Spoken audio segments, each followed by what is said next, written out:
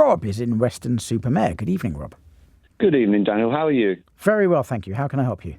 What it is, hopefully is a quick one. Can you tell me if my employer is allowed to make me enter the premises using fingerprint technology, because it's been installed on all entrances without any consultation or without any offering of any alternative way to enter the building or clock in?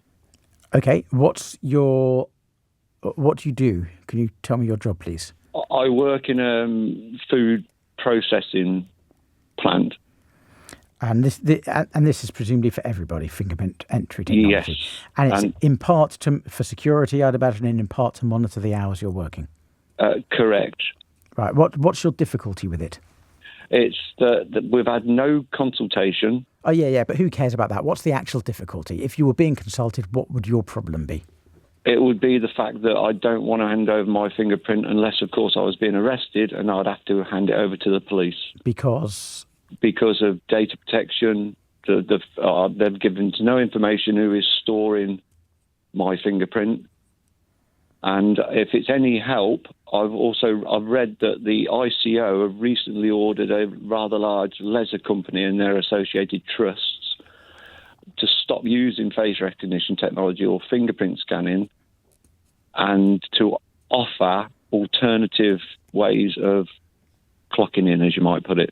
Okay, I mean, facial recognition technology is very imprecise, and it has issues with hallucination and race discrimination, because studies have shown that facial recognition technology tends to confuse persons of colour with other persons of colour more than it does white people with white people. But fingerprint technology is pretty accurate, and I don't think those same difficulties exist. So do you know if the ICO decision was facial recognition or fingerprints? You said it was neither. Both, what I can read. Okay. Are you sure? Because surely a company only uses one, not both. Yeah, because it says that they were told to stop using facial recognition and fingerprint scanning to monitor over their 2,000 employees across 38 sites. All right. It's a bit difficult for me to comment on a decision I haven't heard about and haven't read, but headlines are headlines. They're not always accurate. Yeah. The answer to your question, Rob, is you're absolutely right. They are not allowed to process your personal information, which includes your fingerprints, unless they have a good reason for processing your personal information under the Data Protection Act. Now, there are two potential things here. Number one is consent. So if you consented to it, which you clearly don't. No. Number two is legitimate interest. They've got a good business interest in doing it, which is inevitably the ground that they're going to be relying on. Yeah.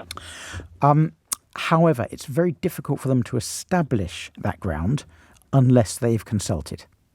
Which they haven't. So, in theory, they're probably doing so unlawfully. In reality, if they consult and 98% of the staff agree, the ICO is going to say it's lawful. Right. Now, do you think there's going to be a big objection to this, by a big groundswell against it, if they do consult? Well, I've spoken to several people which are all on the same page as me, and they're saying I'm not giving my fingerprint to them. And the thing we were worried about was if we're forced and I say no, can they sack me effectively? Well, it depends on whether the requirement is lawful. Here's what I would do. And in fact, I've actually found out the information you were talking about now. It was Serco Leisure. We can name it because it's a public decision from the Information Commissioner's Office.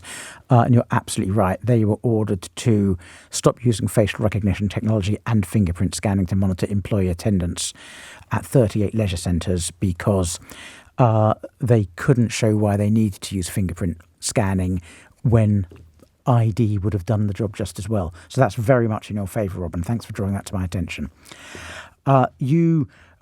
If the best thing for you to do is actually to report your employer to the Information Commissioner's Office, and frankly, do it anonymously. You don't need to give your name, and get the ICO to object to investigate and force your employer to explain why it's necessary.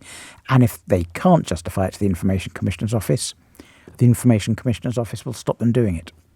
Brilliant. Don't fight this battle yourself. Get the ICO to do it on your behalf. And it will help you, Rob, if you can get some of your colleagues to sign a petition to send to the Information Commissioner's office saying they concur that they don't want their fingerprint stored. Particularly where, as you say, no information's been given about how safely the data is held or where it's held or even what country it's held in.